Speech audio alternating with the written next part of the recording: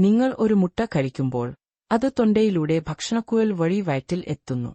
അവിടെയാണ് ശരിക്കുള്ള ദഹനം തുടങ്ങുന്നത്. വയറ്റിലുള്ള ആസിഡ് മുട്ടയെ അലിയിച്ച് പൊടിക്കുന്നു. മുട്ടയുടെ മഞ്ഞയും വെള്ളയും അലിഞ്ഞ് അതിൽ നിന്നും പ്രോട്ടീൻ, വിറ്റാമിനുകൾ, ഊർജ്ജം എന്നിവ പുറത്തുവരുന്നു. വയറ്റിലെ ചലനങ്ങൾ ഈ മുട്ടയെ മറ്റു ദഹനനീരുകളുമായി കലർത്തി ഒരു കുഴമ്പ് രൂപത്തിലാക്കുന്നു. ഈ ദ്രാവകം ചെറുകുടലിലേക്ക് നീങ്ങുന്നു. അവിടെ വെച്ച് ശരീരത്തിന് വേണ്ട പോഷകങ്ങൾ മുഴുവൻ അത് വലിച്ചെടുക്കുന്നു.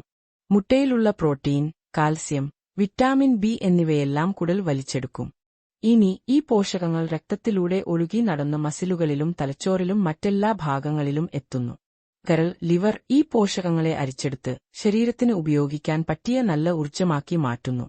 മുട്ടയിലെ പ്രോട്ടീൻ മസിലുകളെ നന്നാക്കാനും ബലം വെക്കാനും സഹായിക്കുന്നു. ഇത് നിങ്ങളുടെ ശരീരത്തെ ദിവസം തോറും ശക്തിയുള്ളതാക്കുന്നു.